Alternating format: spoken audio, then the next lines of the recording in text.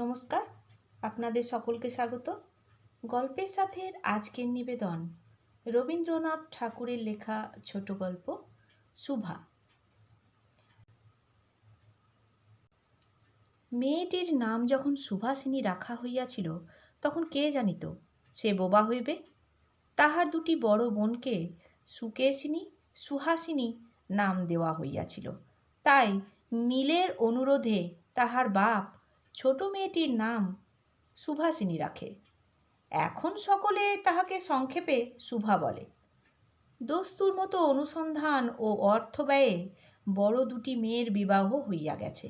এখন ছোটটি পিতামাতার নীরব হৃদয় ভারের মতো বিরাজ করিতেছে। যে কথা কয় না সে যে অনুভব করে ইহা সকলের মনে হয় না।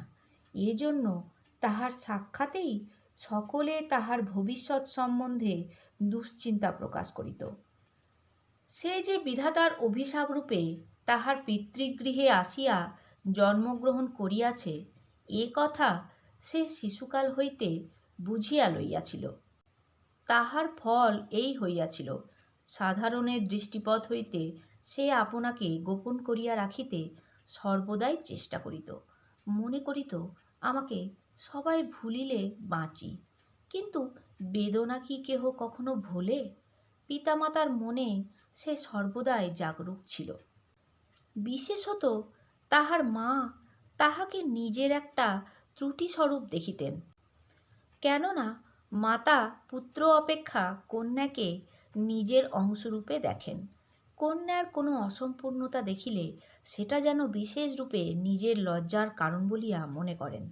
বরঞ্চ কন্যার পিতা বাণীকণ্ঠ সুভাকে যেন একটু বেশি ভালোবাসিতেন, কিন্তু মাতা তাহাকে নিজের গর্ভের কলঙ্ক জ্ঞান করিয়া তাহার প্রতি বড় বিরক্ত ছিলেন। সুভার কথা ছিল না, কিন্তু তাহার সুদীর্ঘ পল্লব বিশিষ্ট বড় বড় দুটি কালো চোখ ছিল এবং তাহার ওষ্ঠাধর ভাবের আভাস মাত্রে কচি কিশলয়ের মতো কাঁপিয়া উঠিত। কথায় আমরা যে ভাব প্রকাশ করি সেটা আমাদিগকে অনেকটা নিজের চেষ্টায় গড়িয়া লইতে হয়, কয়েকটা তর্জমা করার মতো। কিন্তু সময়ে ঠিক হয় না, ক্ষমতা অভাবে অনেক সময়ে ভুলও হয়। কিন্তু কালো চোখকে কিছু তর্জমা করিতে হয় না, মন আপনি তাহার উপরে ছায়া ফেলে, ভাব আপনি তাহার উপরে কখনো প্রসারিত কখনো মুদিত হয়, কখনো উজ্জ্বলভাবে জ্বলিয়া ওঠে, কখনো ম্লানভাবে নিবিয়া আসে, কখনো অস্তমান চন্দ্রের মতো অনিমেষভাবে চাহিয়া থাকে, কখনো দ্রুত চঞ্চল বিদুরের মতো দিক বিদিকে ঠিকরিয়া ওঠে। মুখের ভাব বই আজন্মকাল যাহার অন্য ভাষা নাই, তাহার চোখের ভাষা অসীম, উদার এবং অতর্স্পর্শ গভীর, অনেকটা স্বচ্ছ আকাশের মতো, উদয়াস্ত এবং ছায়ালোকের নিস্তব্ধ রঙ্গভূমি। এই বাক্যহীন মানুষের মধ্যে বৃহৎ প্রকৃতির মতো একটা বিজন মহত্ব আছে। এই জন্য সাধারণ বালক বালিকারা তাহাকে এক প্রকার ভয় করিত, তাহার সহিত খেলা করিত না। সে নির্জন দ্বীপ্রহরের মতো শব্দহীন এবং সঙ্গীহীন। গ্রামের নাম চণ্ডীপুর। নদীটি বাংলাদেশের একটি ছোট্ট নদী, গৃহস্থ ঘরের মেয়েটির মতো। বহুদূর পর্যন্ত তাহার প্রসর নহে। নিরলসা তন্বী নদীটি আপন কুল রক্ষা করিয়া কাজ করিয়া যায়। দুই ধারের গ্রামের সকলেরই সঙ্গে তাহার যেন একটা না একটা সম্পর্ক আছে। দুই ধারে লোকালয় এবং তরুচ্ছায়া ঘন উচ্চতট। নিম্নতল দিয়া গ্রামলক্ষ্মী স্রোতস্বিনী আত্মবিস্তৃত দ্রুত পদক্ষেপে প্রফুল্ল হৃদয়ে আপনার অসংখ্য কল্যাণকার্যে চলিয়াছে। বাণীকণ্ঠের ঘর নদীর একেবারে উপরেই। তাহার বাঁখারির বেড়া, আটচালা, গোয়াল ঘর, ঢেঁকিশাল, খড়ের স্তূপ, তেঁতুলতলা, আম, কাঁঠাল এবং কলার বাগান নৌকাবাহী মাত্রেরই দৃষ্টি আকর্ষণ করে। এই গার্হস্থ্য সচ্ছলতার মধ্যে বোবা মেয়েটির কাহারও চোখে পড়ে কি না জানি না, কিন্তু কাজকর্মে যখনই অবসর পায় তখনই সে এই নদী তীরে আসিয়া বসে।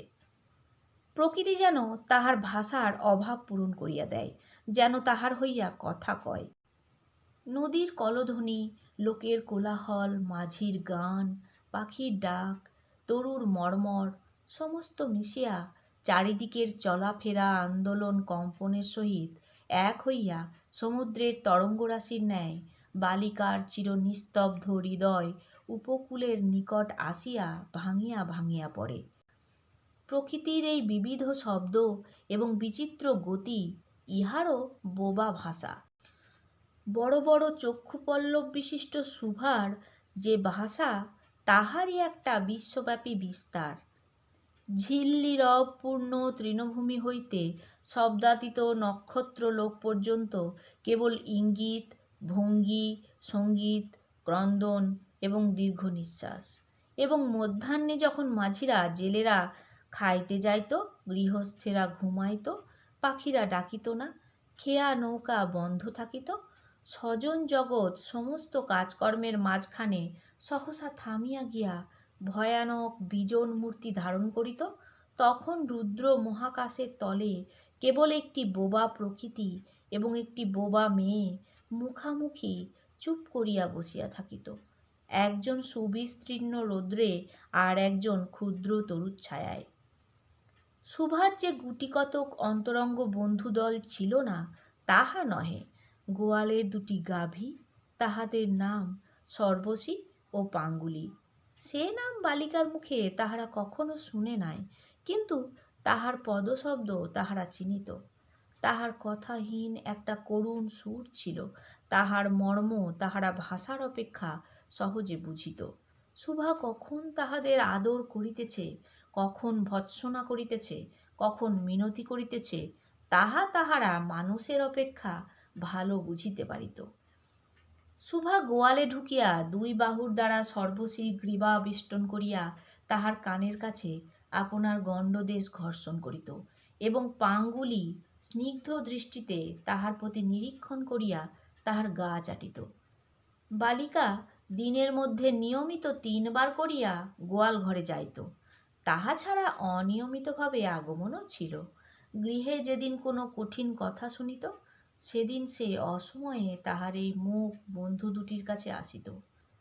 তাহার সহিষ্ণুতা পরিপূর্ণ বিষাদ শান্ত দৃষ্টিপাত হইতে তাহারা কি একটা অন্ধ অনুমান শক্তির দ্বারা বালিকার মর্ম বেদনা যেন বুঝিতে পারিত এবং সুভার গা ঘেঁষিয়া আসিয়া অল্পে অল্পে তাহার বাহুতে শিং ঘষিয়া ঘষিয়া তাহাকে নির্বাক ব্যাকুলতার সহিত সান্ত্বনা দিতে চেষ্টা করিত।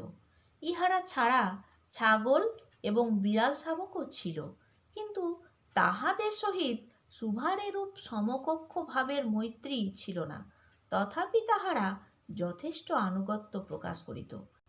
বিড়াল শিশুটি দিনে এবং রাত্রে যখন তখন সুভার গরম কোলটি নিঃসংকোচে অধিকার করিয়া সুখনিদ্রার আয়োজন করিত এবং সুভা তাহার গ্রীবা ও পৃষ্ঠে কোমল অঙ্গুলি বুলাইয়া দিলে যে তাহার নিদ্রাকর্ষণের বিশেষ সহায়তা হয়, ইঙ্গিতে এরূপ অভিপ্রায়ও প্রকাশ করিত। উন্নত শ্রেণীর জীবের মধ্যে সুভার আরও একটি সঙ্গী জুটিয়াছিল, কিন্তু তাহার সহিত বালিকার ঠিক কিরূপ সম্পর্ক ছিল তাহা নির্ণয় করা কঠিন, কারণ সে ভাষা বিশিষ্ট জীব। সুতরাং উভয়ের মধ্যে সমভাষা ছিল না। গোসাইদের ছোট ছেলেটি, তাহার নাম প্রতাপ, লোকটি নিতান্ত অকর্মণ্য। সে যে কাজকর্ম করিয়া সংসারের উন্নতি করিতে যত্ন করিবে, বহু চেষ্টার পর বাবা মা সে আশা ত্যাগ করিয়াছেন। অকর্মণ্য লোকের একটা সুবিধা এই যে আত্মীয় লোকেরা তাহাদের উপর বিরক্ত হয় বটে, কিন্তু প্রায় তাহারা নিঃসম্পর্ক লোকেদের প্রিয়পাত্র হয়, কারণ কোনো কার্যে আবদ্ধ না থাকাতে তাহারা সরকারি সম্পত্তি হইয়া দাঁড়ায়। শহরে যেমন এক আধটা গৃহ সম্পর্কহীন সরকারি বাগান থাকা আবশ্যক, তেমনি গ্রামে 2-4টা অকর্মণ্য সরকারি লোক থাকার বিশেষ প্রয়োজন। কাজে কর্মে আমোদে অবসরে যেখানে একটা লোক কম পড়ে, সেখানেই তাহাদিগকে হাতের কাছে পাওয়া যায়। প্রতাপের প্রধান শখ ছিপ ফেলিয়া মাছ ধরা। ইহাতে অনেকটা সময় সহজেই কাটানো যায়। অপরাহ্নে নদী তীরে ইহাকে প্রায় এই কাজে নিযুক্ত দেখা যাইত, এবং এই উপলক্ষে সুভার সহিত তাহার প্রায়ই সাক্ষাৎ হইত। যে কোনো কাজেই নিযুক্ত থাক, একটা সঙ্গী পাইলে প্রতাপ থাকে ভালো। মাছ ধরার সময় বাক্যহীন সঙ্গী সর্বাপেক্ষা শ্রেষ্ঠ। এই জন্য প্রতাপ সুভার মর্যাদা বুঝিত। এই জন্য সকলেই সুভাকে সুভা বলিত। প্রতাপ আর একটু অতিরিক্ত আদর সংযোগ করিয়া সুভাকে সু বলিয়া ডাকিত। সুভা তেঁতুল তলায় বসিয়া থাকিত এবং প্রতাপ অনতি দূরে মাটিতে ছিপ ফেলিয়া জলের দিকে চাহিয়া থাকিত। প্রতাপের একটা করিয়া পান বরাদ্দ ছিল। সুভা তাহা নিজে সাজিয়া আনিত এবং বোধ করি অনেকক্ষণ বসিয়া বসিয়া চাহিয়া চাহিয়া ইচ্ছা করিত প্রতাপের কোনো একটা বিশেষ সাহায্য করিতে, একটা কোনো কাজে লাগিতে, কোনো মতে জানাইয়া দিতে যে এই পৃথিবীতে সেও একজন কম প্রয়োজনীয় লোক নহে। কিন্তু কিছুই করবার ছিল না। তখন সে মনে মনে বিধাতার কাছে অলৌকিক ক্ষমতা প্রার্থনা করিত। মন্ত্র বলে সহসা এমন একটা আশ্চর্য কাণ্ড ঘটাইতে ইচ্ছা করিত, যাহা দেখিয়া প্রতাপ আশ্চর্য হইয়া যাইত। বলিত, তাই তো, আমাদের সুভীর যে এত ক্ষমতা, তাহা তো জানিতাম না। মনে করো, সুভা যদি জলকুমারী হইত, আস্তে আস্তে জল হইতে উঠিয়া একটা সাপের মাথার মণি ঘাটে রাখিয়া যাইত। প্রতাপ তাহার তুচ্ছ মাছ ধরা রাখিয়া সেই মানিক লইয়া জলে ডুব মারিত এবং পাতালে গিয়া দেখিত রূপার অট্টালিকায় সোনার পালঙ্কে কে বসিয়া? আমাদের বাণীকণ্ঠের ঘরের সেই বোবা মেয়ে সু। আমাদের সু সেই মণিদীপ্ত গভীর নিস্তব্ধ পাতালপুরীর একমাত্র রাজকন্যা। তাহা কি হইতে পারিত না? তাহা কি এতই অসম্ভব? আসলে কিছুই অসম্ভব নয়, কিন্তু তবুও সু প্রজাশূন্য পাতালের রাজবংশে না জন্মিয়া বাণীকণ্ঠের ঘরে আসিয়া জন্মেছে, এবং গোসাইদের ছেলে প্রতাপকে কিছুতেই আশ্চর্য করিতে পারিতেছে না। সুভার বয়স ক্রমেই বাড়িয়া উঠিয়াছে। ক্রমে সে যেন আপনাকে আপনই অনুভব করিতে পারিতেছে, যেন কোনো একটা পূর্ণিমা তিথিতে কোনো একটা সমুদ্র হইতে একটা জোয়ারের স্রোত আসিয়া তাহার অন্তরাত্মাকে এক নতুন অনির্বচনীয় চেতনা শক্তিতে পরিপূর্ণ করিয়া তুলিয়াছে। সে আপনাকে আপনি দেখিতেছে, ভাবিতেছে, প্রশ্ন করিতেছে এবং বুঝিতে পারিতেছে না। গভীর পূর্ণিমা রাত্রে সে এক একদিন ধীরে শয়নগৃহের দ্বার খুলিয়া ভয়ে ভয়ে মুখ বাড়াইয়া বাহিরের দিকে চাহিয়া দেখে। পূর্ণিমা প্রকৃতিও সুভার মতো একাকিনী, সুপ্ত জগতের উপর জাগিয়া বসিয়া যৌবনের রহস্যে, পুলকে, বিষাদে, অসীম নির্জনতার একেবারে শেষ সীমা পর্যন্ত, এমনকি তাহা অতিক্রম করিয়াও থমথম করিতেছে, একটি কথা কহিতে পারিতেছে না। এই নিস্তব্ধ ব্যাকুল প্রকৃতির প্রান্তে একটি নিস্তব্ধ ব্যাকুল বালিকা দাঁড়াইয়া। এদিকে কন্যাভারগ্রস্ত পিতামাতা চিন্তিত হইয়া উঠিয়াছেন। লোকেও নিন্দা আরম্ভ করিয়াছে, এমনকি এক ঘরে করিবে এমন জনরবও শোনা যায়। বাণীকণ্ঠের সচ্ছল অবস্থা, দুবেলায় মাছ ভাত খায়, এজন্য তাহার শত্রু ছিল। স্ত্রী পুরুষে বিস্তর পরামর্শ হইল। কিছুদিনের মতো বাণী বিদেশে গেল। অবশেষে ফিরিয়া আসিয়া কহিল, চলো, কলকাতায় চলো। বিদেশ যাত্রার উদ্যোগ হইতে লাগিল। কুয়াশা ঢাকা প্রভাতের মতো সুভার সমস্ত হৃদয় অশ্রুবাষ্পে একেবারে ভরিয়া গেল। একটা অনির্দিষ্ট আশঙ্কাবশে সে কিছুদিন হইতে ক্রমাগত নির্বাক জন্তুর মতো তাহার বাপ মায়ের সঙ্গে সঙ্গে ফিরিত। ডাগর চক্ষু মেলিয়া তাহাদের মুখের দিকে চাহিয়া কি একটা বুঝিতে চেষ্টা করিত, কিন্তু তাহারা কিছু বুঝাইয়া বলিতেন না। ইতিমধ্যে একদিন অপরাহ্নে জলে ছিপ ফেলিয়া প্রতাপ হাসিয়া কহিল, কি রে সু, তোর নাকি বর পাওয়া গেছে? তুই বিয়ে করতে যাচ্ছিস? দেখিস আমাদের ভুলিস নে। বলিয়া আবার মাছের দিকে মনোযোগ করিল। মর্মবিদ্ধ হরিণী ব্যাধের দিকে যেমন করিয়া তাকায়, নীরব বলিতে থাকে, আমি তোমার কাছে কি দোষ করিয়াছিলাম। সুভা তেমনি করিয়া প্রতাপের দিকে চাহিল। সেদিন গাছের তলায় আর বসিল না। বাণীকণ্ঠ নিদ্রা হইতে উঠিয়া শয়নগৃহে তামাক খাইতেছিল। সুভা তাহার পায়ের কাছে বসিয়া তাহার মুখের দিকে চাহিয়া কাঁদিতে লাগিল। অবশেষে তাহাকে সান্ত্বনা দিতে গিয়া বাণীকণ্ঠের শুষ্ক কপলে অশ্রু গড়াইয়া পড়িল। কাল কলকাতায় যাইবার দিন স্থির হইয়াছে। সুভা গোয়াল ঘরে তাহার বাল্য সখীদের কাছে বিদায় লইতে গেল। তাহাদিগকে স্বহস্তে খাওয়াইয়া গলা ধরিয়া একবার দুই চোখে যত পারে কথা ভরিয়া তাহাদের মুখের দিকে চাহিল। দুই নেত্রপল্লব হইতে টপ টপ করিয়া অশ্রুজল পড়িতে লাগিল। সেদিন শুক্লা দ্বাদশীর রাত্রি। সুভা শয়নগৃহ হইতে বাহির হইয়া তাহার সেই চিরপরিচিত নদীতটে পুষ্পশয্যায় লটাইয়া পড়িল, যেন ধরণীকে, এই প্রকাণ্ড মুখ মানব মাতাকে দুই বাহুতে ধরিয়া বলিতে চাহে, তুমি আমাকে যাইতে দিও না মা। আমার মতো দুটি বাহু বাড়াইয়া তুমিও আমাকে ধরিয়া রাখো। কলকাতার একটি বাসায় সুভার মা একদিন সুভাকে খুব করিয়া সাজাইয়া দিলেন। আটিয়া চুল বাঁধিয়া খোঁপায় জরির ফিতা দিয়া অলঙ্কারে আচ্ছন্ন করিয়া তাহার স্বাভাবিক শ্রী যথাসাধ্য বিলুপ্ত করিয়া দিলেন। সুভার দুই চক্ষু দিয়া অশ্রু পড়িতেছে। পাছে চোখ ফুলিয়া খারাপ দেখিতে হয়, এজন্য তাহার মাতা তাহাকে বিস্তর ভৎসনা করিলেন। কিন্তু অশ্রুজল ভৎসনা মানিল না। বন্ধু সঙ্গে বর স্বয়ং কনে দেখিতে আসিলেন। কন্যার মা বাপ চিন্তিত, শঙ্কিত, শশব্যস্ত হইয়া উঠিলেন, যেন দেবতা স্বয়ং নিজের বলির পশু বাছিয়া লইতে আসিয়াছেন। মা নেপথ্য হইতে বিস্তর তর্জন গর্জন শাসন করিয়া বালিকার অশ্রুস্রোত দ্বিগুণ বাড়াইয়া পরীক্ষকের সম্মুখে পাঠাইলেন।